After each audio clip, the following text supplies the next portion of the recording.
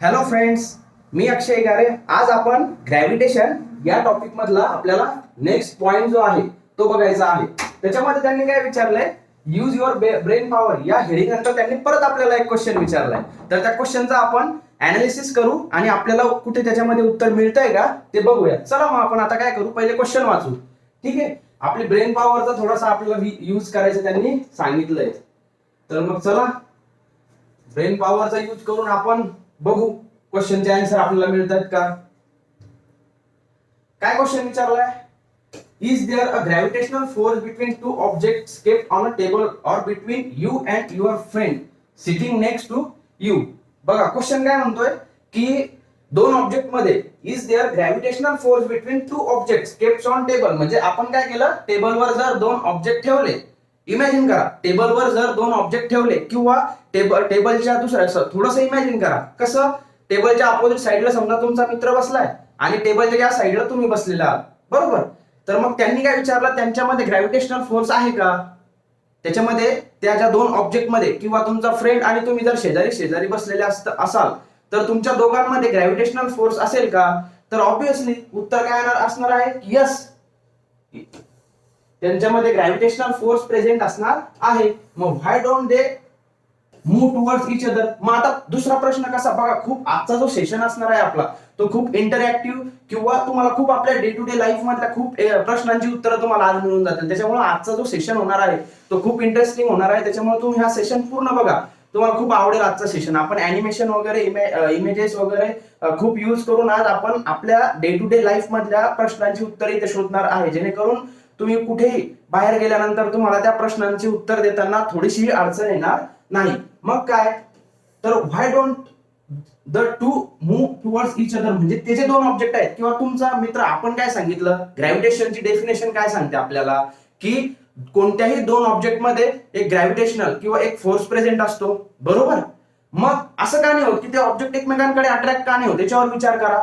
किंवा मी ते डेफिनेशन सांगताना तुमच्या मनामध्ये तो प्रश्न यायला पाहिजे होता की सर असं म्हणतायत की या युनिव्हर्स मधल्या कोणत्याही दोन ऑब्जेक्ट मध्ये फोर्स प्रेझेंट असतो, बरोबर. मग ते दोन ऑब्जेक्ट एकमेकांकडे का अट्रॅक्ट होत नाही, तुमचा मित्र आणि तुम्ही, तुमच्यामध्ये पण शेजारी शेजारी बसलेले असल्यामुळे एक फोर्स, ग्रॅव्हिटेशनल फोर्स प्रेझेंट असणार आहे, पण तुम्ही एकमेकांकडे अट्रॅक्ट का नाही होत. मग तर त्याचा आन्सर आता आपण शोधू. सगळ्यात अगोदर मी तुम्हाला एक एक्झाम्पल देतो, बरोबर.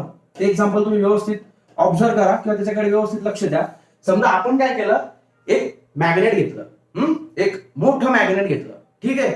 आपल्या घरामध्ये नॉर्मली आपण मॅग्नेट असतातच आपल्या घरामध्ये. तर आपण काय केलं, ते मॅग्नेट घेतलं आणि दोन एकदम छोटे छोटे जे लोखंडाचे पीसेस आहेत किंवा मॅग्नेटचे दोन पीस एकदम छोटे छोटे, त्याचे कंपॅरिझन मध्ये, या मॅग्नेटच्या कंपॅरिझन मध्ये एकदम छोटे छोटे आपण काय केलं, ते पीस इथे ठेवले.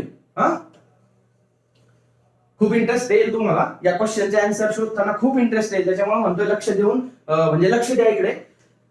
हे जे दोन पीसेस आपण ठेवले, बरोबर, काय होणार आहे तुम्हाला या ऑब्झर्वेशन मधून काय मिळेल की आपण एक मोठा मॅग्नेट घेतला, थोडासा जाड मॅग्नेट घेतला, एक मोठा साईजने मोठा मॅग्नेट घेतला आणि आपण काय केलं, त्या मॅग्नेटच्या समोर एकदम दोन छोटे छोटे पीसेस आपण त्या मॅग्नेटच्या शेजारी ठेवले. तर काय होईल, ते दोन्ही पण पीसेस काय होईल, कितीही जवळ असले तरी ते पहिले काय होणार, या मोठ्या मॅग्नेटकडेच, हा जो मोठा मॅग्नेट आहे त्या पीसेस कडेच ते अट्रॅक्ट होतील, बरोबर.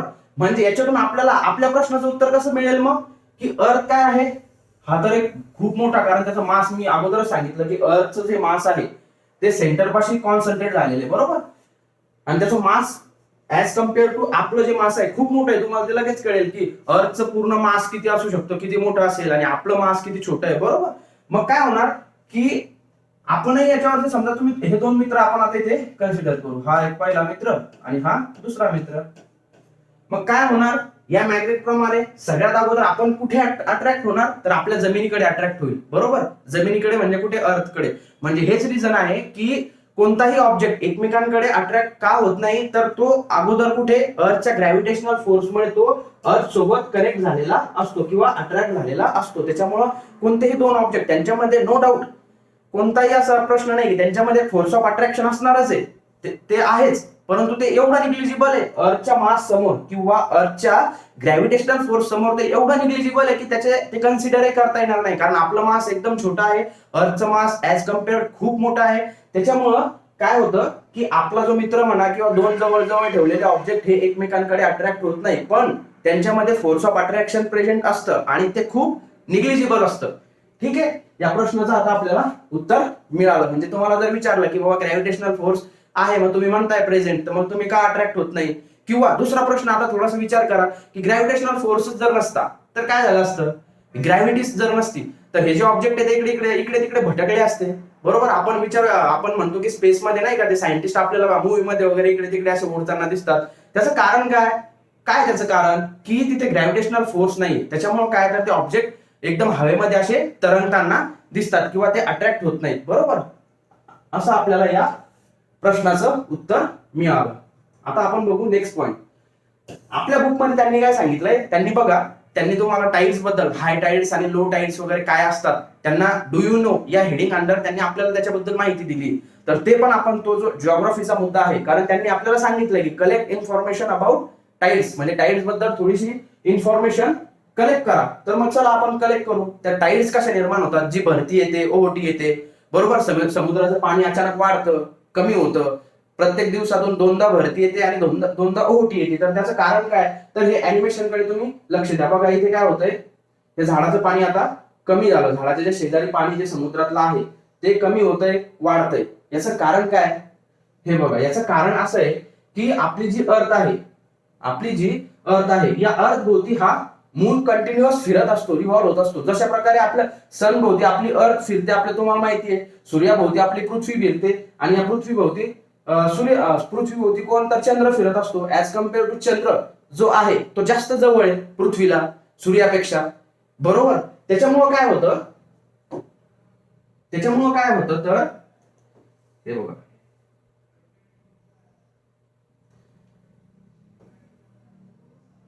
मी तुम्हाला व्यवस्थित दाखवतो.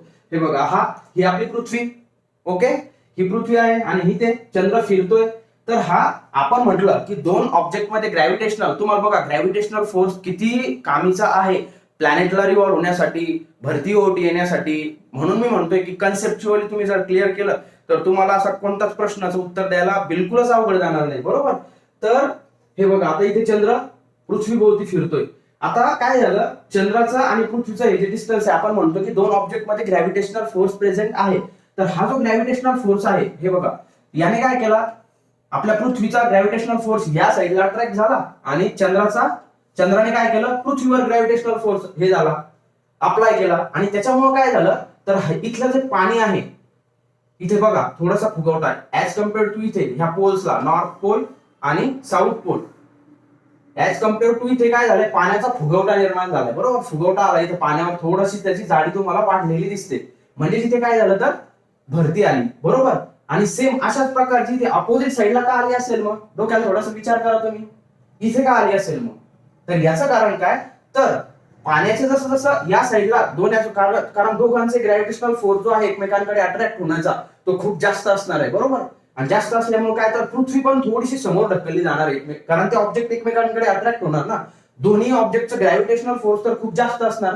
बरोबर, मग ह्या पाण्याचं जसं इकडे हे झालं, अट्रॅक्ट झालं किंवा डिस्प्लेसमेंट झालं समोर, तशाच प्रकारे पृथ्वी पण थोडीशी समोर गेल्यामुळे इथे पण काय होतं तर इथे भरती किंवा हाय टाइड्स, ज्याला आपण म्हणतो हाय टाइड्स निर्माण होतात.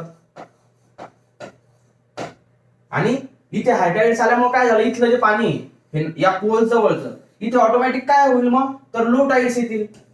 लो टाइड्स, बघा किती इंटरेस्टिंग आहे शिकायला. प्रत्येक गोष्टीचं उत्तर मिळतंय की भरती ओहोटी कशी येते, ग्रॅव्हिटेशनल फोर्स कसा काम करतो, प्लॅनेट कसे रिव्हॉल्व होतात. किती इंटरेस्ट ना आपण ह्या कन्सेप्ट किती व्यवस्थितपणे क्लिअर करतो. इथे बघा, इथे ऑटोमॅटिकली काय होणार, या पोल्सला इथलं पाणी, कारण ते पाणी कुठे होणार, डिस्प्लेसमेंट ते चंद्राकडे खेचलं जाणार, त्याच्यामुळे इथे थोडासा फुगवटा येणार आणि इथे भरती येणार आणि इथे ओहोटी येणार. अशा प्रकारे दिवसातून किती वेळा तर 2 वेळा भरती किंवा 2 वेळा हाय टाइड्स आणि 2 वेळा लो टाइड्स निर्माण होत असतात. हे बघा, हे भरतीचं जे आहे हे बघा तुम्हाला दाखवतोय. जसं जसं चंद्र मूव्ह होईल तशी तशी भरती येत जाईल, जसं जसं चंद्र याच्या भोवती फिरत जाईल. आता ही कंडिशन तुम्ही बघा, इथे काय झालं, आता ही पृथ्वी, बरोबर, चंद्रामुळे तर हे अट्रॅक्ट झालंच. बरोबर, ह्या पृथ्वी आणि हा जो चंद्र, पलीकडनं काय झालं, सूर्य, ते तिघही एका लाईनीत आले.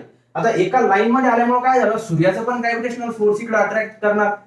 म्हणजे इथे जास्त प्रकारची, हे बघा, ऍज कम्पेअर टू पहिली जी भरती आली होती किंवा पहिले जे हायटाईट जे आले होते त्याच्या कम्पेअर मध्ये काय होणार की सूर्य पण त्या पृथ्वीला खेचायचा प्रयत्न करणार आहे, त्याच्यामुळे हे पाणी अजून जास्त ओढलं जाणार, म्हणून इथे जास्त प्रकारचे हायटाईड्स निर्माण होणार, बरोबर. त्याला आपण स्प्रिंग टाइड्स असं पण नाव दिलेलं आहे, त्याला स्प्रिंग टाइड्स असं पण म्हणतात, स्प्रिंग टाइड्स. ओके, म्हणजे हाय टाइड्स आणि लो टाइड्स फक्त एका ग्रॅव्हिटेशनल फोर्समुळे कशा प्रकारचं समुद्रामध्ये लाटा निर्माण होतात किंवा पाणी वाढणं, पाणी कमी होणं, भरती येणं, ओटी येणं, हे फक्त एका ग्रॅव्हिटेशनल फोर्समुळे कसं निर्माण होतंय हे आपण आता इथे समजून घेतलं. त्याच्यानंतर आता नेक्स्ट पॉइंट आहे आपला अर्थ ग्रॅव्हिटेशनल फोर्स, पृथ्वीचा ग्रॅव्हिटेशनल फोर्स. तर त्याच्यामध्ये काय सांगितलंय, त्याच्यामध्ये परत त्यांनी आपल्या बुकमध्ये आपल्याला प्रश्न विचारले.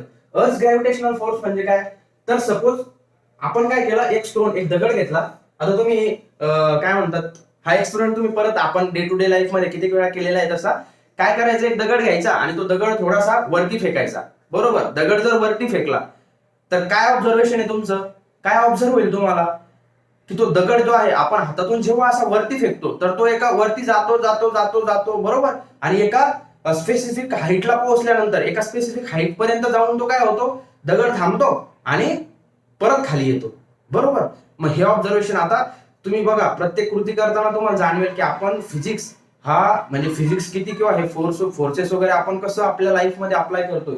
तर त्यांना इथे हे सांगायचंय. तर ते कशामुळे होतं, ते आपण कोणती गोष्ट तुम्ही किती फोर्स लावा खालून, बरोबर, तर ते काय होते एका लिमिट पर्यंत वरती जाते जाते जाते जाते आणि काय होतं, परत एका लिमिट पर्यंत एका स्पेसिफिक हाईटला पोहोचली की परत ती खाली यायला तिची सुरुवात होते. हे कशामुळे होतं, तर हे होतं अर्थच्या ग्रॅव्हिटेशनल फोर्समुळे. आपण न्यूटनचं उदाहरण घेतलं होतं बघा. न्यूटनला काय झालं होतं की ते ऍपल खाली पडताना आढळलं होतं, बरोबर.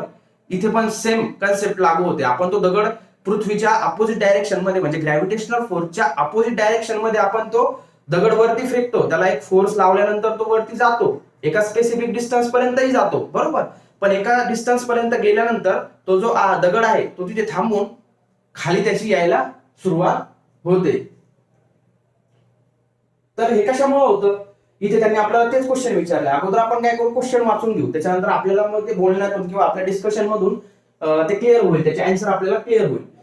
Will the velocity of the stone thrown vertically upward remain constant or will change the time? म्हणजे त्यांना काय म्हणायचंय की मी तो जो दगड वरती फेकलाय त्याची वेलोसिटी कॉन्स्टंट राहते का, हे बघा, अपवर्ड रिमेन्स कॉन्स्टंट, त्याची वेलोसिटी तो जो दगड आहे त्याची वेलोसिटी कॉन्स्टंट राहते का, नाही. त्याची वेलोसिटी वरती जाते, जात जात जात कमी होत जाते आणि एका ठिकाणी गेले की त्याची वेलोसिटी जी आहे, त्याचा जो स्पीड आहे तो कमी होऊन जातो, बरोबर. म्हणजे कॉन्स्टंट राहते का, नाही.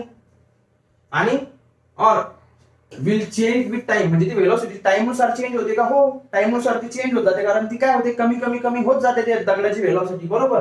हाऊ विल इट चेंज, कशी चेंज होईल, तर ती एका स्पेसिफिक डिस्टन्स पर्यंत पहिले वाढत जाईल आणि मग हळूहळू हळूहळू कमी होत जाईल, बरोबर.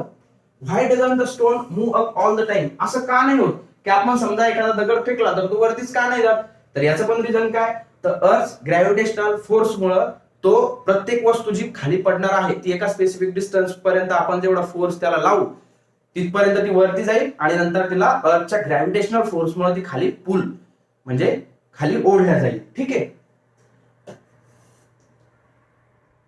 त्याच्यानंतर काय, why does it fall down after reaching certain height, एका सर्टन हाईटला पोहोचल्यानंतर तो दगड खाली काय येतो, तर त्याचं रिझन काय, ग्रॅव्हिटेशनल फोर्स मुळे.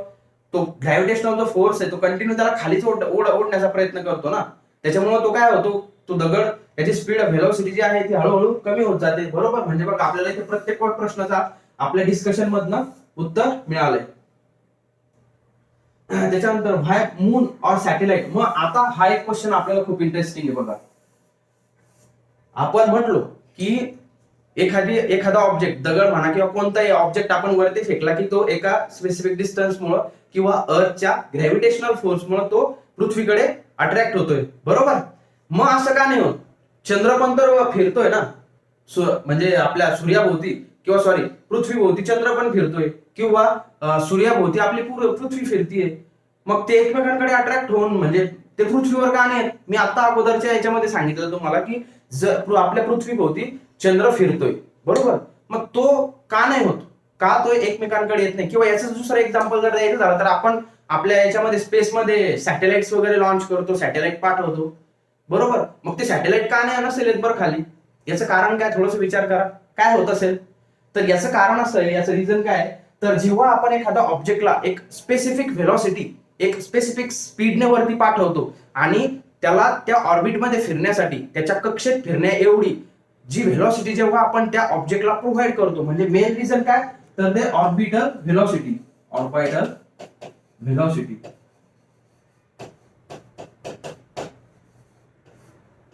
Orbital velocity. चंद्र का पृथ्वीकडे अट्रॅक्ट नाही होऊन जात, कारण तो एका स्पेसिफिक कक्षेमध्ये, एका स्पेसिफिक व्हेलॉसिटीमध्ये तो त्याच्या कक्षेमध्ये फिरतोय. हेच कारण आहे की ग्रॅव्हिटेशनल फोर्स त्याला अट्रॅक्ट करू शकत नाही. कारण का, तर ते जे ऑब्जेक्ट असतात, आपले सॅटेलाइट म्हणा, ते कंटिन्यू फिरत असतात, बरोबर, एका स्पेसिफिक याच्यामध्ये. किंवा आपला मून आहे तो पण एका ऑर्बिटमध्ये फिरतोय कंटिन्युअसली. व्हेलॉसिटीमुळे ते आपल्या अर्थच्या ग्रॅव्हिटेशनल फोर्स किंवा अर्थकडे अट्रॅक्ट होत नाही. अशा प्रकारे आपण इथे सगळ्या क्वेश्चनचं व्यवस्थित आपल्याला आन्सर मिळालं. बघा किती इंटरेस्टच्या गोष्टी आहेत की आपण एका प्रश्नाचं व्यवस्थित उत्तर देऊ शकतो, बरोबर. आता अर्थ ग्रॅव्हिटेशनल ऍक्सेलरेशन म्हणजे काय बघा. आता आपण ग्रॅव्हिटेशनल फोर्स तर बघितला, आता ऍक्सेलरेशन म्हणजे काय. ऍक्सेलरेशन डेफिनेशन, न्यूटनचा सेकंड लॉ आठवा. न्यूटनचा सेकंड लॉ काय म्हणतो आपल्याला, की F is equals to m into A, म्हणजे मास इंटू ऍक्सेलरेशन, बरोबर. आता ऍक्सेलरेशन म्हणजे काय, rate of change of velocity, बरोबर, किंवा increase in velocity per time, बरोबर. म्हणजे ऍक्सेलरेशन म्हणजे व्हेलॉसिटी जशी जशी वाढत जाते पर टाइम नुसार, त्याला आपण म्हणजे जो रेट असतो त्याचा बदलण्याचा, तर त्याला आपण काय म्हणतो, ऍक्सेलरेशन, बरोबर. म्हणजे F is equals to ma. मग आता ऍक्सेलरेशन ड्यू टू ग्रॅव्हिटी काय, हे आपण एकदा व्यवस्थित समजून घेऊ. ऍक्सेलरेशन म्हणजे आपल्याला काय कळालं की rate of change of velocity, बरोबर. आता मी एक एक्झाम्पल तुम्हाला सांगतो, त्या स्टोनच आपण एक्झाम्पल घेऊ. इथे मी उभा आहे समजा, सपोज इथे एक मुलगा उभा आहे. आपण मस्त एक्झाम्पल वगैरे घेऊन म्हणजे हसत खेळत शिकण्याचा प्रयत्न करू. याने काय केलं, इथनं हा दगड फेकला, ओके. तो असा वरती गेला गेला गेला बघा, आणि इथपर्यंत सपोज हा दगड गेला. एका मुलाने काय केलं, हा दगड वरती असा फेकला. काय होतं, दगड वरती जात जात जात जात इथे काय होतं, त्याची व्हेलॉसिटी काय होती, 0 होती, बरोबर. एका मी तुम्हाला म्हटलं अर्थच्या ग्रॅव्हिटेशनल फोर्समुळे, अगोदरचा जो मुद्दा होता, ग्रॅव्हिटेशनल फोर्समुळे काय होतं की अर्थ आपल्या म्हणजे प्रत्येक ऑब्जेक्टला स्वतःकडे अट्रॅक्ट करत असते, बरोबर. मग आपण दगड फेकला, एका स्पेसिफिक डिस्टन्स पर्यंत तो गेला, बरोबर. मग तिथनं तो खाली यायला सुरुवात होते, बरोबर. मग आता आपल्याला तो मुद्दा घ्यायचा आहे जिथे त्याची व्हेलॉसिटी समजा 0 झाली. म्हणजे काय होईल, व्हेलॉसिटी 0 झाली, त्या दगडाची व्हेलॉसिटी 0 झाल्यानंतर काय, तर तो दगड आता खाली यायला सुरुवात होईल. आता हा खाली येण्याची जी प्रोसेस आहे ती आपल्याला इथे ऍक्सेलरेशन ड्यू टू ग्रॅव्हिटी कशी म्हणता येईल. इथे काय होतं, व्हेलॉसिटी त्याची 0 होती, बरोबर. आता रिव्हर्स काय होतं, इथे काय होतं, तर त्या दगडाची व्हेलॉसिटी खाली येताना वाढत जाते. बघा आपण वरती फेकतो, ठीक आहे, तो गेला वरती, एका स्पेसिफिक हाईट पर्यंत गेला, ओके. पण जेव्हा दगड एका स्पेसिफिक हाईटला पोहोचला, तिथून त्याची येताना जी व्हेलॉसिटी आहे ती वाढत जाते, बरोबर. ही कशामुळं, म्हणजे त्याला काय होतं, ऍक्सेलरेशन प्राप्त होतं, बरोबर. आपण ऍक्सेलरेशनची डेफिनेशन सांगितली की rate of change of speed किंवा rate of change of velocity with time. इथे काय झालं, या दगडाची व्हेलॉसिटी इथे तर 0 झाली, ओके, इथे 0 झाली, पण खाली येताना त्याची व्हेलॉसिटी पुन्हा वाढायला लागली, वाढत वाढत वाढत वाढत गेली, बरोबर. म्हणजे काय, तरी तर रेट ऑफ चेंज, व्हेलॉसिटीचा चेंज झाला, म्हणून याला काय म्हणू शकतो आपण, ऍक्सेलरेशन त्याला प्रोड्यूस झालं. आणि ते जे ऍक्सेलरेशन आहे, ऍक्सेलरेशन त्या दगडाला मिळालंय. ऍक्सेलरेशन कशामुळे मिळालं, आता हे ऍक्सेलरेशन आपण दिलं होतं का, आपण हे वरती जातानाच दिलं होतं, ऍक्सेलरेट केलं होतं. खाली येताना आपण काय केलं का, तर हे कशामुळे झालं, त्या दगडाची स्पीड वरती गेल्यानंतर खाली येताना परत का वाढली, त्याला ऍक्सेलरेशन परत काय मिळालं, तर ऍक्सेलरेशन ड्यू टू कशामुळे, ग्रॅव्हिटी. ऍक्सेलरेशन हा मुद्दा इथे व्यवस्थित क्लिअर करा की ऍक्सेलरेशन कशामुळे प्राप्त झालं या दगडाला खाली येताना, तर ड्यू टू ग्रॅव्हिटी, आपल्या ग्रॅव्हिटेशनल फोर्समुळे ते प्राप्त झालं, म्हणून त्याला काय म्हटलं, तर ऍक्सेलरेशन ड्यू टू ग्रॅव्हिटी. म्हणजे इथे आपल्याला ते सांगितलं की gravitational force due to the earth on a body results in acceleration. अर्थच्या ग्रॅव्हिटेशन मुळे जे काही ऑब्जेक्टला ऍक्सेलरेशन मिळतं त्याला आपण काय म्हणतो, ऍक्सेलरेशन ड्यू टू ग्रॅव्हिटी. बरोबर. आणि हे कुठे असतं नेहमी, ऍक्सेलरेशन ड्यू टू ग्रॅव्हिटी कोणत्या साईडला असतं, तर directed toward the centre of the अर्थ. बरोबर आहे. कोणताही ऑब्जेक्ट अगोदर वरती फेका, वरती फेकल्यानंतर तो खाली येणार. बरोबर. म्हणजे त्याचं डायरेक्शन ऑलवेज कुठे राहणार, तर toward the centre of circle, या डाऊनवर्ड डायरेक्शनला, म्हणजे सेंटरकडेच असणार ते. बरोबर. इथे पण बघा ऑब्जेक्ट खाली येतोय म्हणजे सेंटरकडे येतोय अर्थच्या.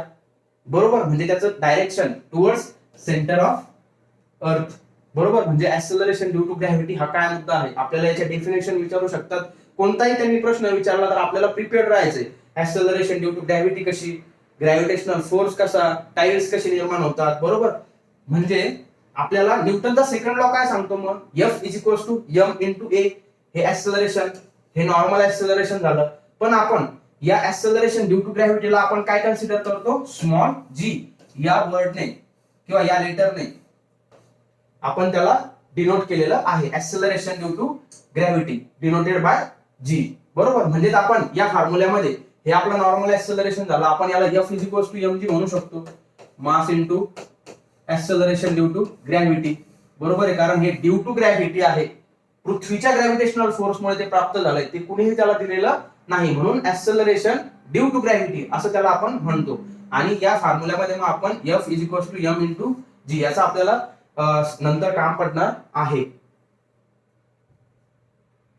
सो आता आपण व्हॅल्यू ऑफ जी काढायचा प्रयत्न करू. त्याने आपल्याला हा क्वेश्चन तुम्हाला एक्झाम मध्ये विचारू शकतात की value of g, in general value of g काय आहे, तर 9.8 मीटर पर सेकंडचा स्क्वेअर. ओके. ही जी ची व्हॅल्यू आहे, पण ती कशी आली ते डिराईव्ह करून दाखवा असं ते आपल्याला विचारू शकतात. मीटर पर सेकंड स्क्वेअर ऍक्सेलरेशनचं जे एसआय युनिट आहे ते मीटर पर सेकंड स्क्वेअर आहे. मग व्हॅल्यू ऑफ जी, आता बघा स्टेप बाय स्टेप किती व्यवस्थितपणे आपण ते समजून घेतलं. आपण आपल्या मुद्द्याकडे कसे कसे आलो, ग्रॅव्हिटेशनल फोर्स, टाइड्स वगैरे एक एक एक्झाम्पलचं म्हणजे एका एका प्रश्नाचं उत्तर घेत घेत आपण ग्रॅव्हिटेशनल ऍक्सेलरेशन पर्यंत आलो. हाच आपला आजचा महत्वाचा मुद्दा आहे की ग्रॅव्हिटेशनल ऍक्सेलरेशन कशामुळं, की दगड वरती फेकला आणि खाली येताना त्याला जे ऍक्सेलरेशन प्राप्त होतं किंवा कोणत्याही गोष्टीला जे ऍक्सेलरेशन प्राप्त होतं ते कशामुळं, तर ड्यू टू ग्रॅव्हिटी किंवा ड्यू टू ग्रॅव्हिटेशनल फोर्स, ज्याला आपण म्हटलं स्मॉल जी. आता या जी ची व्हॅल्यू कशी डिराईव्ह करायची, so acceleration due to gravity म्हणजे जी काय आहे, आता आपण व्यवस्थित त्याच्या अगोदर शिकून घेतलो की जी ऍक्सेलरेशन ड्यू टू ग्रॅव्हिटीला आपण जी डिनोट केलं. बरोबर. त्याला म्हटलो की जी ऍक्सेलरेशन कशामुळे प्रोड्यूस झालं, तर ड्यू टू अर्थच्या ग्रॅव्हिटेशनमुळे. बरोबर. मग आता त्याची व्हॅल्यू कशी काढायची, त्याची व्हॅल्यू आपल्याला कशी डिराईव्ह करायची, हे आपल्याला एक्झाम मध्ये 3 मार्क्सला क्वेश्चन विचारू शकतात की ऍक्सेलरेशनची जी व्हॅल्यू आहे तशी ती इन जनरल किती आहे, तर g is equals to 9.8 into 9.8 metre per सेकंडचा स्क्वेअर. हे आपल्या प्रत्येकाला माहित असेल की value of g acceleration due to gravity किती आहे. पण हे 9.8 मीटर पर सेकंड स्क्वेअर कसं आलं हे आपल्याला डिराईव्ह करायला लागेल. बरोबर. एक्सप्लेन करायला लागेल. तर आपण आता ते काय करू, स्टेप बाय स्टेप व्यवस्थित समजून घेऊ. सगळ्यात अगोदर म्हणजे पहिली स्टेप याची, अकॉर्डिंग टू न्यूटन्स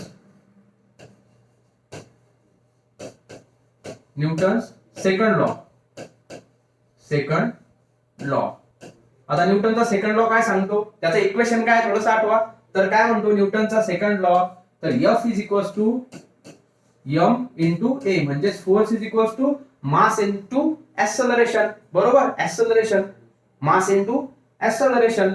तर हे झालं आपलं इन जनरल त्यांचा न्यूटनचा सेकंड लॉ. परंतु आपल्याला काय करायचंय, तर हे जे ऍक्सेलरेशन आहे ज्याला आपण या ऍक्सेलरेशनला ऍक्सेलरेशन ड्यू टू ग्रॅव्हिटी असं डिनोट केलंय.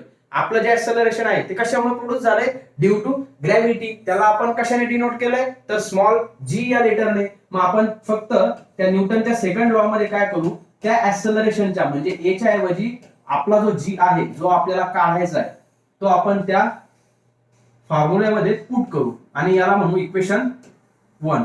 इथपर्यंत क्लिअर झालं. काहीच नाही, आपण खूप सिस्टमॅटिक वेने तुम्ही ते रिप्रेझेंट करायचं. सगळ्यात अगोदर आपल्याला जर हा क्वेश्चन विचारला तर सगळ्यात पहिले काय सांगणार तुम्ही की according to Newton second law, न्यूटनचा सेकंड लॉ काय सांगतो, तर force is equals to mass into acceleration. बरोबर. मग आता हे जे ऍक्सेलरेशन आहे हे सरफेस वरचं आहे. बरोबर. ते मुव्हिंग ऑब्जेक्ट साठी आहे. आपल्याला हे जे ऍक्सेलरेशन काढायचे ते ड्यू टू ग्रॅव्हिटी आहे, म्हणून आपण या ऍक्सेलरेशनच्या ऐवजी म्हणजे या ए च्या ऐवजी जी वापरला. ही झाली आपली पहिली स्टेप. त्याच्यानंतर दुसऱ्या स्टेप मध्ये काय, तर आपण अकॉर्डिंग टू न्यूटन्स युनिव्हर्सल जो ग्रॅव्हिटेशनल लॉ आहे, युनिव्हर्सल ग्रॅव्हिटेशनल लॉ काय सांगितला होता मी तुम्हाला? युनिव्हर्सल ग्रॅव्हिटेशनल लॉ त्याचा फॉर्म्युला काय सांगितला होता आपण? ते दोन ऑब्जेक्ट कन्सिडर केले होते, त्यांच्यामधला मी तो स्टेटमेंट तुम्हाला व्यवस्थित एक्सप्लेन करून सांगितलं होतं की ते ज्या ऑब्जेक्टवर अप्लाय होणारा फोर्स आहे तो डायरेक्टली प्रोपोर्शनल आहे त्या दोन प्रोडक्टच्या मासेसला आणि इनव्हर्सली प्रोपोर्शनल आहे square of distance between them. मग आपण तो फॉर्म्युला इथे लिहून घेऊ. त्याचा उपयोग आपल्याला कसं करायचा आहे मी तुम्हाला एक्सप्लेन करतो. आपण काय म्हटलं होतं? F is equal to m1 m2 upon d चा स्क्वेअर आणि इथे आपण g ज्याला आपण नाव दिलं होतं युनिव्हर्सल ग्रॅव्हिटेशनल कॉन्स्टंट, आणि त्याची व्हॅल्यू पण मी तुम्हाला पाठ करायला सांगितली होती कारण ती आपल्याला न्यूमरिकल्स मध्ये प्रत्येक वेळी कामे येणार आहे. बरोबर. आता आपण इथपर्यंत आलो.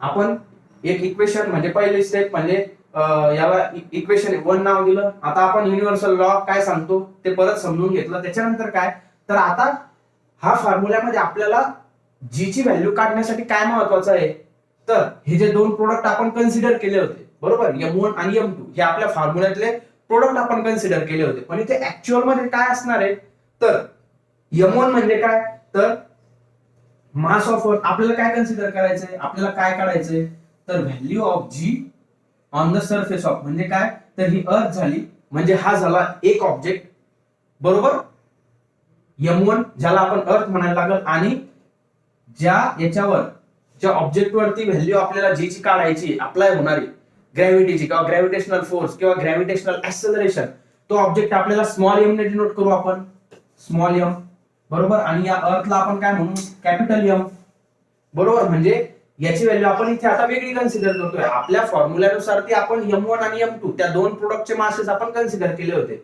पण इथे काय, तर आपल्याला अर्थ आणि तो ऑब्जेक्ट आहे तो आपण स्मॉल एम ने किंवा त्याचं मास आपण कन्सिडर करू बरोबर. म्हणजे काय, तर आपण इथे व्यवस्थित लिहून घेऊ. कॅपिटल एम काय, तर mass of earth, capital M जे आहे मास ऑफ अर्थ आहे, ज्याची व्हॅल्यू मास ऑफ अर्थ तुम्हाला ही पण व्हॅल्यू पाठ करायला लागेल 6 × 10⁻24 किलोग्राम बरोबर. 6 × 10⁻24 kg हे मास ऑफ अर्थ हे फिक्स आहे, हे युनिफॉर्म किंवा हे पण कॉन्स्टंट असणार. आजचं मास चेंज होणार आहे का, नाही, हे व्हॅल्यू आपल्यासाठी कॉन्स्टंट असणार आहे. त्याच्यानंतर त्या ऑब्जेक्टचं मास तर आपण निग्लिजिबलच आहे, ते आपल्याला कन्सिडर करायचं काम नाही. जी ची व्हॅल्यू मी तुम्हाला सांगितली आहे, जी इज इक्वल टू जो युनिव्हर्सल ग्रॅव्हिटेशनल कॉन्स्टंट आहे 6.673 × 10⁻11 न्यूटन मीटर स्क्वेअर पर केजी चा स्क्वेअर बरोबर.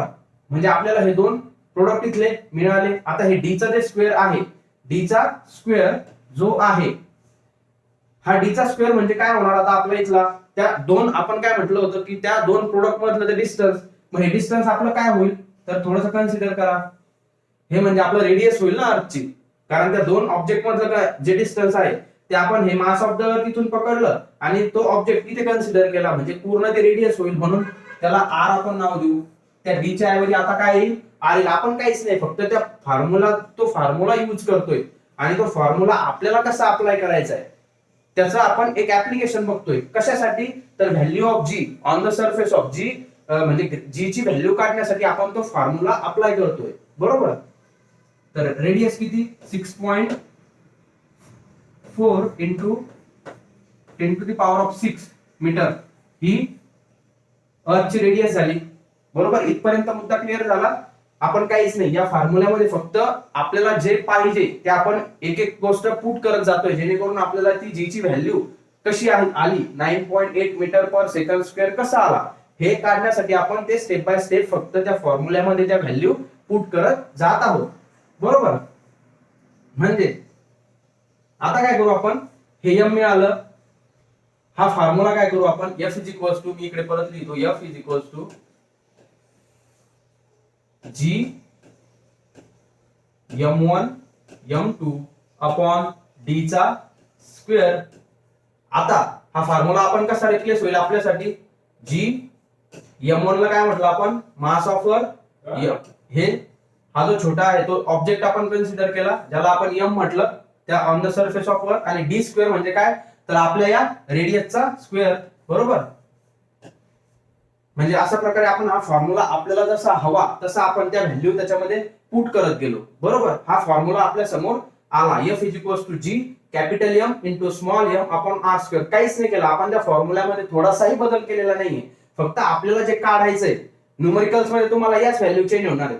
ते काही तुम्हाला M1 M2 किंवा D स्क्वेअरच देतील असं नाही, आपल्याला ते व्हॅल्यू आपल्या याच्यानुसार पुट करायला लागेल. बरोबर, तो फक्त आपण ते कन्सिडर केले होते त्यात दोन बॉडी, म्हणून तो फॉर्म्युला आपण तशा प्रकारे डिराईव्ह केलेला होता. मग आता हा झाला आपला, हे झालं इक्वेशन नंबर 2. आता इक्वेशन 1 आणि इक्वेशन 2 ला तुम्ही व्यवस्थित ऑब्झर्व करा, काय मिळतंय, काय दिसतंय तुम्हाला, तर F is equals to M into G, आणि F इज इक्वल्स टू इथे म्हणजे काय, तर दोन्हीकडच्या ज्या फोर्स जो आहे तो कॉन्स्टंट आहे किंवा कॉमन आहे. मग आपण काय म्हणू शकतो, by observing equation 1 and 2 we get observing, आपण त्याला ऑब्झर्व केल्यानंतर काय मिळतं, असं स्टेप बाय स्टेप तुम्हाला लिहायचंय. इक्वेशन 1 and 2, 1 आणि 2 ला आपण ऑब्झर्व केल्यानंतर कसं लिहू शकतो, M इंटू G बरोबर equals to G M upon R चा स्क्वेअर. बरोबर, इथपर्यंत स्टेप तुमच्या लक्षात आले असतील.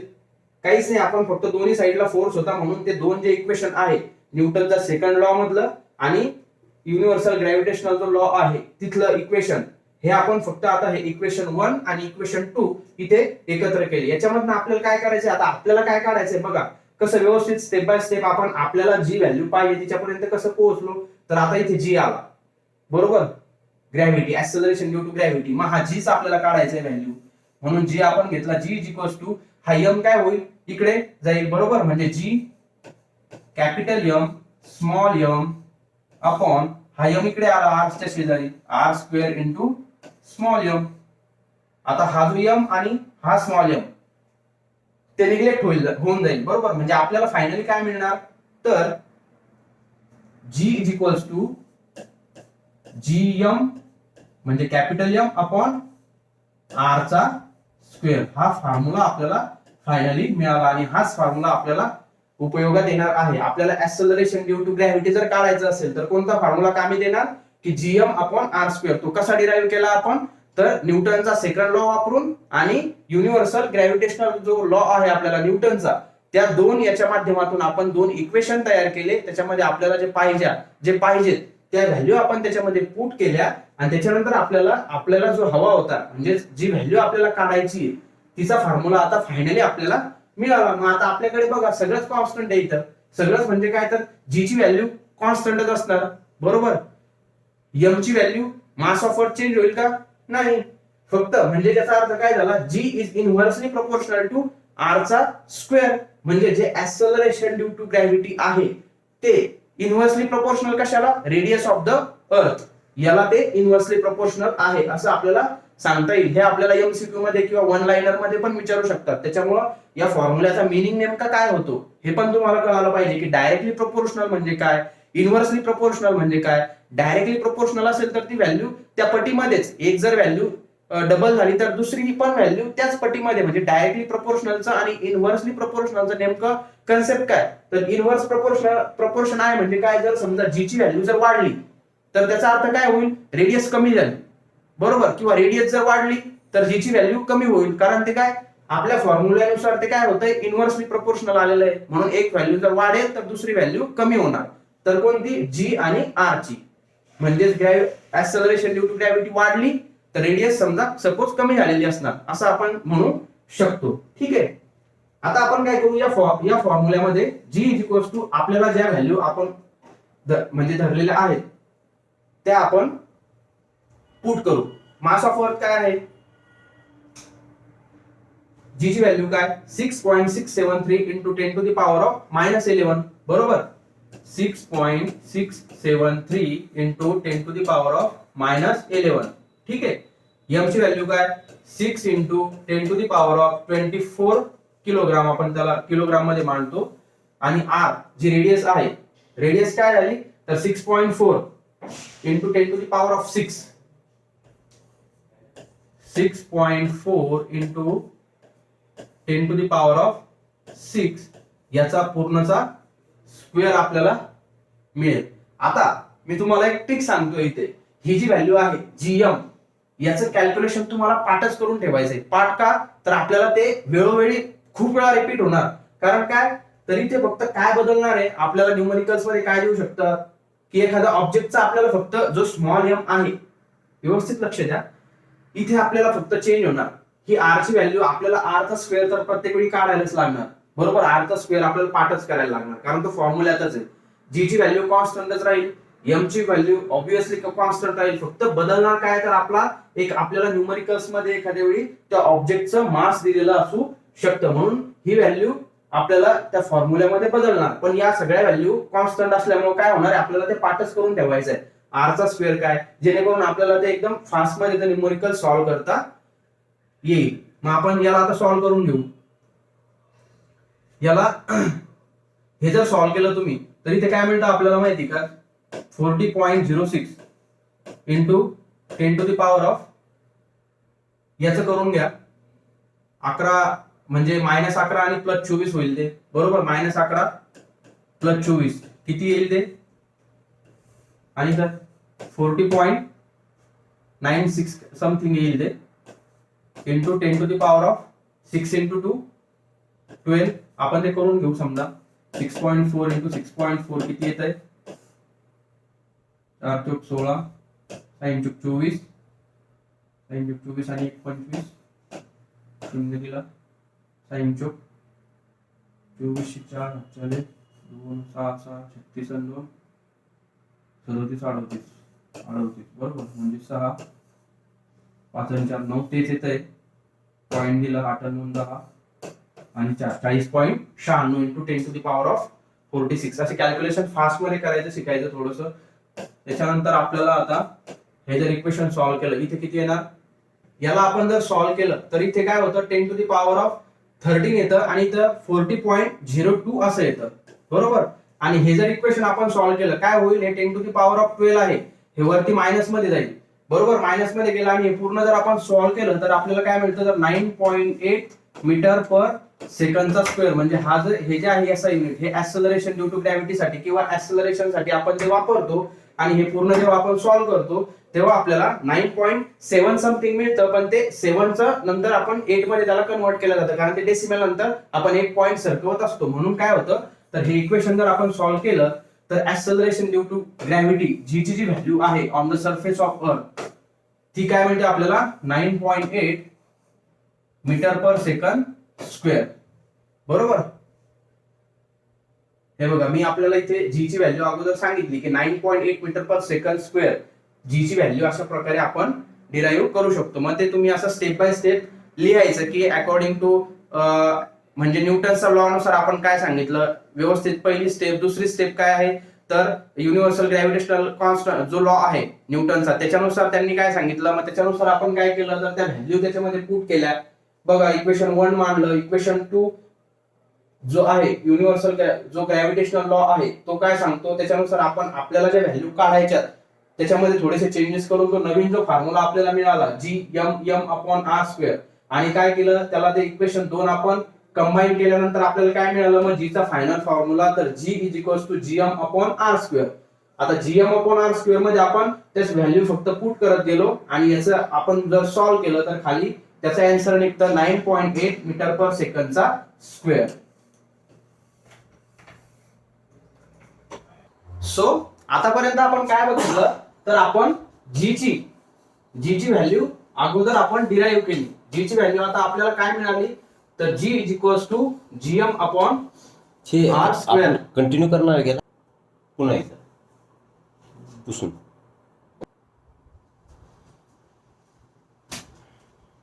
सो आता आपण काय केलं, जी ची व्हॅल्यू आपण डिराईव्ह केली. काय मिळाली आपल्याला ऍक्सेलरेशन ड्यू टू ग्रॅव्हिटी काय मिळालं तर g is equals to gm upon r square.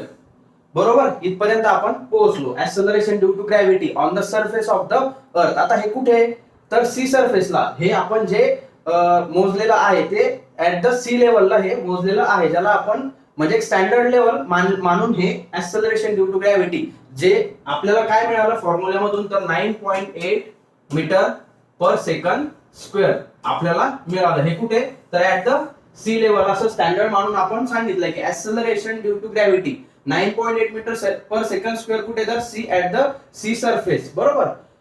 तर मग आता आपण काय करू सी सरफेसला तर आपण काढलं बरोबर. मग आता त्याच्यामध्ये चेंजेस त्याच्यामध्ये व्हेरिएशन कशा प्रकारे येऊ शकतात. जी ची आपण एक स्टँडर्ड सगळ्या ठिकाणी तर मास कॉन्स्टंट नाही किंवा हाईट थोडीफार चेंज होणार. तो जो ऑब्जेक्ट आपण काल म्हणजे जो ऑब्जेक्ट आपण हे केला होता कन्सिडर केला होता तो चेंज तर होणार रेडियस चेंज होणार. तर त्या जी च्या व्हॅल्यू मध्ये किंवा ऍक्सेलरेशन ड्यू टू ग्रॅव्हिटी मध्ये काय चेंजेस होतात हाईट नुसार किंवा त्याच्या डेप्थ मध्ये जर गेलो आपण तर काय चेंजेस होतात तर आता आपण बघू. Changes in the value of g. G काय तर ऍक्सेलरेशन ड्यू टू ग्रॅव्हिटी. बरोबर ऍक्सेलरेशन ड्यू टू ग्रॅव्हिटी. बघा आपण किती व्यवस्थित मुद्दा आपण काय काय केलं आतापर्यंत एकदा रिकॉल व्यवस्थित करून घेऊ. आपण न्यूटनचा सेकंड लॉ घेतला F is equals to ma. बरोबर ते ए च्या ऐवजी आपण जी ठेवला. त्याच्यानंतर आपण युनिव्हर्सल ग्रॅव्हिटेशनल जो लॉ होता न्यूटनचा तो ते दोन इक्वेशन एकत्र करून आपण बरोबर ऍक्सेलरेशन ड्यू टू ग्रॅव्हिटी म्हणजे एखादा ऑब्जेक्ट खाली पडला किंवा अर्थ एखाद्या प्रत्येक ऑब्जेक्टला स्वतःकडे अट्रॅक्ट कोणत्या फोर्स न करते तर ती जी व्हॅल्यू आहे ऍक्सेलरेशन ड्यू टू ग्रॅव्हिटी ज्याला आपण म्हटलं मी तुम्हाला एक्झाम्पल दिलं की एखादा स्टोन आपण वरती फेकला तो एका स्पेसिफिक हाईटला वरती गेल्यानंतर जेव्हा तो खाली यायला सुरुवात होते तर तो ती जी स्पीड आहे किंवा ती जी अट्रॅक्ट करण्याचा जो फोर्स आहे जे ऍक्सेलरेशन आहे पृथ्वीचं जे गुरुत्वाकर्षण आहे ते किती मिळालं आपल्याला तर 9.8 मीटर पर सेकंड स्क्वेअर. मग आता आपण काय करू आता आपल्याला एक मुद्दा शिकायचा आहे. बघा अर्थचा आपला शेप कसा आहे तर तो काही एकदम परफेक्ट स्पेरिकल नाहीये. आपली जी अर्थ आहे ती एकदम परफेक्ट स्पेरिकल नाहीये. तिचं काय झालंय तर इक्वेटरला ती अशी प्लेन आहे. हे झालं इक्वेटर सॉरी हे झालं पोल आणि इक्वेटरला काय झालंय आपली अर्थ थोडीशी बळ झालीये थोडीशी अशी म्हणजे असा फुगवटा तिच्या त्या इक्वेटरला आलेला आपल्याला दिसतो. बरोबर इक्वेटर आणि पोलला काय झालंय फ्लॅट झालंय. मग आपण काय म्हटलं आपला जीचा फॉर्म्युला आपल्याला काय सांगतो g is equals to GM upon R चा स्क्वेअर म्हणजे रेडियसचा स्क्वेअर. म्हणजे याचा अर्थ काय झाला तर जे ऍक्सेलरेशन ड्यू टू ग्रॅव्हिटी आहे ते इन्व्हर्सली प्रोपोर्शनल असणार. G is inversely proportional to radius. बरोबर रेडियस ऑफ द सर्कल. हा मुद्दा क्लिअर झाला. ऍक्सेलरेशन ड्यू टू ग्रॅव्हिटी हे कशाला इन्व्हर्सली प्रोपोर्शनल असणार रेडियस ऑफ सर्कल ज्याला आपण आर असं कन्सिडर केलं होतं. बरोबर म्हणजे काय तर रेडियस जर वाढवली आपण तर ऍक्सेलरेशन कमी होणार किंवा रेडियस जर कमी केली तर ऍक्सेलरेशनची जी व्हॅल्यू येईल ती वाढणार. तर मग आपण बघू at the on the surface of earth हा क्वेश्चन आपल्याला 3 मार्कला विचारू शकतात किंवा एक मार्कला याच्यामधला हे विचारू शकतात की ऍक्सेलरेशनची व्हॅल्यू पोलला किती किंवा इक्वेटरला किती असू शकते. तर हे आपण डिराईव्ह करू शकतो. समजा आपण काय केलं होतं काल जी रेडियस आपण कन्सिडर केली होती काल आपण त्या एक्झाम्पल मध्ये रेडियस आपण तो ऑब्जेक्ट कन्सिडर केला होता ती जी रेडियस आहे ती आपण आर कन्सिडर केली होती. आता इथे थोडंसं लक्ष द्या.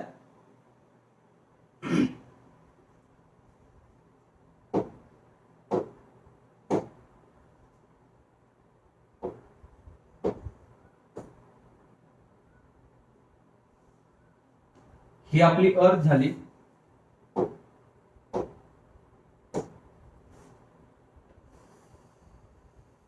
अशा प्रकारे आपली अर्थ आहे थोडीशी फुगलेली आहे. तर ही जी रेडियस असणार आहे बघा पोलला काय होणार तर ही रेडियसची जी व्हॅल्यू आहे ती कमी असणार आहे ऍज कम्पेअर टू इक्वेटर. बरोबर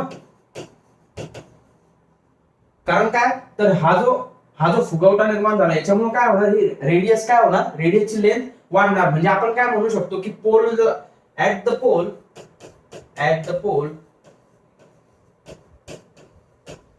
radius of earth is less, बरोबर, लेस असणार as compared to इक्वेटर.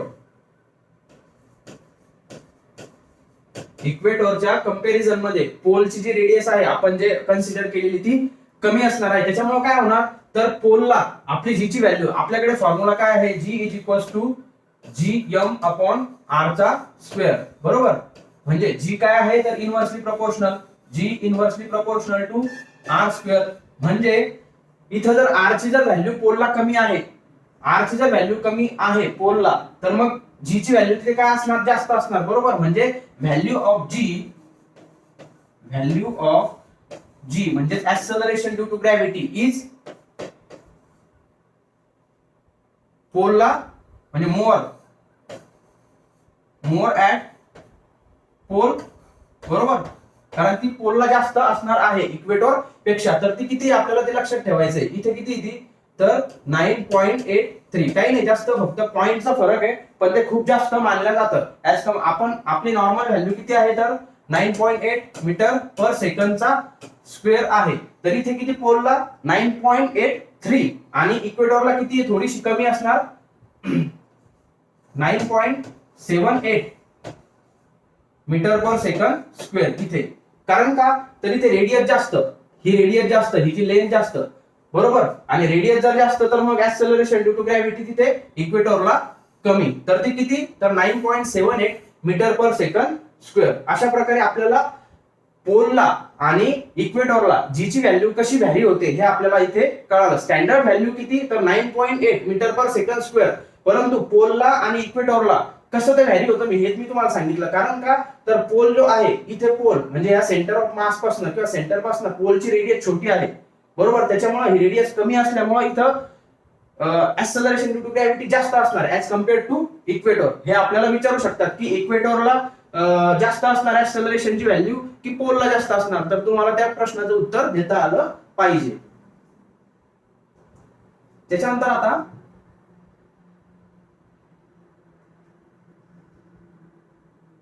आता आपण काय करू, थोडस हाईटला जाऊ. बघा ही आपली अर्थ, बरोबर. आता काय करू आपण, आपला जो ऑब्जेक्ट आहे ऍक्सेलरेशन त्याच्यावर आपण अप्लाय करतोय. समजा ऍट हाईट h ला जर गेलो आपण, ही रेडियस झाली आपली, बरोबर. आणि थोडस तो ऑब्जेक्ट आपण आता वरती फेकला ऍट हाईट, समजा ही h. तर आता इथे काय सांगणार की एका हाईटला आता काय असणार, जी ची व्हॅल्यू कमी असणार की जास्त होईल. विचार करा बरं, इथे काय झालं परत r ची व्हॅल्यू वाढली ना. ही तर रेडियस तर झालीच, ही रेडियस आपल्या याच्यामध्ये आलीच, पण ऑब्जेक्ट ऍट हाईट h ला फेकला आपण. एखादा ऑब्जेक्ट आपण वरती फेकला, थोडासा ऍट हाईट h ला फेकला, तो म्हणजे खूप जास्त हाईटला फेकायला लागेल, तेव्हा कुठं ते मॅटर करेल. असं एकदम म्हणजे खालच्या लेवलला फेकून तो जमणार नाही, त्याच्यामध्ये खूप जास्त अंतर तो फेकायला लागेल. म्हणजे आपण ते 1 किलोमीटर मध्ये म्हटल्यापेक्षा एका h या हाईटला जर फेकला तर काय होईल, परत ते याच्यामध्ये ऍड होईल, बरोबर. या रेडियस मध्ये ती हाईट ऍड झाल्यामुळे काय होणार, मग ते कुठेही म्हणा तुम्ही, तो ऑब्जेक्ट असा फेका किंवा इकडे फेका, परंतु ऍट हाईट h एका हाईट h म्हणजे h जर आपण त्या हाईटला जर म्हटलं तर व्हॅल्यू ऑफ g काय होणार, मग परत ती कमीच होणार. Value of g decreases as we grow. म्हणजे आपण जसं जसं वरती जाऊ तसं तसं काय होणार तर ऍक्सेलरेशन ड्यू टू ग्रॅव्हिटी कमी होणार. याचं कारण काय तर या फॉर्म्युल्यामध्ये हे r, या r मध्ये ही रेडियस तर येणारच, पण प्लस याच्यामध्ये एक हाईट ऍड होणार. या फॉर्म्युल्यामध्ये g इज इक्वल्स टू हे r, हे बाकी सोडून द्या, किंवा GM अपॉन r चा स्क्वेअर तर होईलच, परंतु आपण हा ऑब्जेक्ट वरती फेकलोय म्हणून काय तर अजून वाढणार, बरोबर. म्हणून काय होणार ऍट हाईट h ला, किंवा आपण जसं जसं वरती जाऊ, तुम्हाला हे क्वेश्चन विचारू शकतात की जसं जसं आपण पृथ्वीपासून वरती जाऊ तर ऍक्सेलरेशन ड्यू टू ग्रॅव्हिटी वाढेल की कमी होईल. तर आपण सरळ सांगायचं की ते ऍक्सेलरेशन ड्यू टू ग्रॅव्हिटी कमी होणार जसं जसं आपण वरती जाऊ तसं. त्याच्यानंतर आता ऍट हाईट h. मग आता याच्यामध्ये काही इंटरेस्टिंग क्वेश्चन कसे निर्माण होतात, तुम्हाला काय सांगू शकतात की बाबा तुम्ही समजा एखाद्या माउंटेनवर आहे, एखाद्या पर्वतावर गेले, तर पर्वतावर काय होणार, सी सरफेसच्या याच्यामध्ये म्हणजे सरफेसवर आणि एखाद्या पर्वतावर गेला तर कुठे जास्त ऍक्सेलरेशन ड्यू टू ग्रॅव्हिटी असणार, सरफेसवर. पर्वतावरती कमी असणार, कारण काय, तर ती रेडियस, आपल्या सरफेसवरची रेडियस, समजा आता हे बघा, हा सरफेस झाला आणि इथनं तुमचा माउंटेन पकडा, बरोबर, हा माउंटेन. तर मग माउंटेनला जास्त असेल की ऍक्सेलरेशन की कमी असणार, कारण कमी असणार, कारण काय झालं, या रेडियस मध्ये हे एच हाईट ऍड झाली आणि आपल्याला माहिती आहे रेडियस किंवा ही जी रेडियस आहे ती इनव्हर्स प्रपोर्शन मध्ये आहे, कशाच्या, ऍक्सेलरेशन ड्यू टू ग्रॅव्हिटीच्या. म्हणून काय, तर जसं जसं आपण वरती जाणार तसं तसं ऍक्सेलरेशन ड्यू टू ग्रॅव्हिटी हे कमी होत जाणार. मग इथे त्यांनी तुमच्या बुकमध्ये काय म्हणतात, हे एक चार्ट दिला त्यांनी, कुठे कुठे किती असते ती. तर माउंट एव्हरेस्टला म्हणजे 8.8 ला हाईटला जर गेलो आपण किलोमीटर मध्ये, म्हणजे 8 किलोमीटर जर वरती गेलो तर काय होणार, 9.8, बरोबर. तशी स्टँडर्ड पण ती 9.8च आहे. पण आपल्याला आता यांनी माउंट एव्हरेस्टला 9.8च सांगितलेली आहे, पण आपल्याला सांगताना काय सांगायचंय की ऍट हाईट एच, आपण जसं जसं वरती जाणार, ही कन्सेप्ट महत्वाची, वरती जसं जसं जाणार तर ऍक्सेलरेशन ड्यू टू ग्रॅव्हिटी कमी होत जाणार आहे. आता 36 किलोमीटरला जर गेली, हे बघा, आता 36 किलोमीटरला समजा आपण एखादा बलून, यांनी काय सांगितलं, maximum height reached by manmade balloon, एखादा मॅनमेड बलून आपण एखादा फुगा बनवला आणि तो सोडला वरती, तर तो किती किलोमीटर, तर 36 किलोमीटर समजा सपोज तो गेला, तर काय होणार, ऍक्सेलरेशन बघा इथे 9.8 होतं, तर ते काय झालं 9.77 झालं. म्हणजे जसं जसं वरती जातोय अजून, आता काय केलं आपण, सॅटेलाइट सोडला, तो अजून वरती गेला 400 किलोमीटर पर्यंत, मग तिथं काय झालं, ऍक्सेलरेशन ड्यू टू ग्रॅव्हिटी अजून कमी झालं. अशा प्रकारे आपल्याला हा मुद्दा एक्सप्लेन करता येतो की जसं जसं आपण वरती जाणार सरफेस पासून, तसं तसं ऍक्सेलरेशन ड्यू टू ग्रॅव्हिटी जे आहे, म्हणजे अर्थचा जो ग्रॅव्हिटेशनल फोर्स जो आहे तो कमी कमी होत जाणार आहे. अर्थचं जे अट्रॅक्ट करण्याची जी पॉवर आहे कोणती गोष्ट, त्याचं जे पॉवर आहे किंवा जे अट्रॅक्ट करण्याचा जो त्याचा जो फोर्स आहे तो कमी कमी होत जाणार आहे, बरोबर. म्हणूनच आपण म्हणतो ना की जेव्हा आपण स्पेसमध्ये, आपण म्हणतो ना, ते लोक आपण एखाद्या मूवीमध्ये, हॉलिवूड मूवीमध्ये बऱ्याचदा दाखवतात बघा, ते जे हे असतात, ते जे लोक आपल्याला असे हवेमध्ये उडताना वगैरे दिसतात, त्याचं कारण काय, कारण तिथं झिरो ग्रॅव्हिटी. म्हणजे काय, तर ऍट इन्फिनिटीला जर गेलो आपण, इन्फिनिटी किंवा स्पेसिफिक हाईटला जर गेलो आपण, एका हाईटला, तर जी ची व्हॅल्यू 0 होणार आहे. एका स्पेसिफिक हाईटला किंवा इन्फिनिटीला जर गेलो आपण, तर म्हणजे ते मोजता येणार नाही, बरोबर. तर इन्फिनिटीला जर गेलो आपण किंवा स्पेसिफिक हाईटला गेल्यानंतर ती ऍक्सेलरेशन 0 होणार आहे. तर आपल्याला एवढाच मुद्दा लक्षात ठेवायचा आहे की जसं जसं आपण वरती जाणार ऍक्सेलरेशन ड्यू टू ग्रॅव्हिटी कमी होत जाणार आहे. मग आता काय करू आपण, आता डेप्थला जाऊ. आपण आता सरफेसला तर बघितलं, सरफेस मध्ये काय काय बघितलं आपण, की माउंट एव्हरेस्ट बघितला, किंवा एखादा तुम्हाला जर विचारलं की माउंट एव्हरेस्टला जास्त असणार की तुम्ही एखाद्या समुद्राच्या शेजारी बसलेले, तिथे ऍक्सेलरेशन ड्यू टू ग्रॅव्हिटी असणार, तर तुम्हाला त्याचं उत्तर मिळणार आहे. आता आपण काय करू, आता थोडंसं खोल, म्हणजे पृथ्वीमध्ये खोल गेल्यानंतर काय होईल, ऍक्सेलरेशन मध्ये पृथ्वीमध्ये जर खोल गेलो, आता आपण परत तेच एक्झाम्पल घेऊ. आपली ही अर्थ आहे, बरोबर.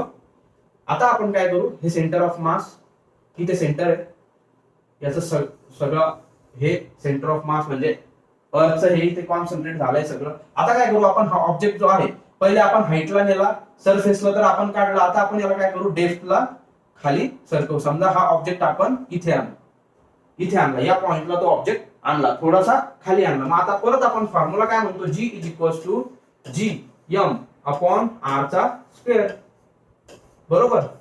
म्हणजे acceleration due to gravity is directly proportional to mass of earth. हे पण तितकंच महत्वाचं आहे की ऍक्सेलरेशन ड्यू टू ग्रॅव्हिटी हे वाढणार.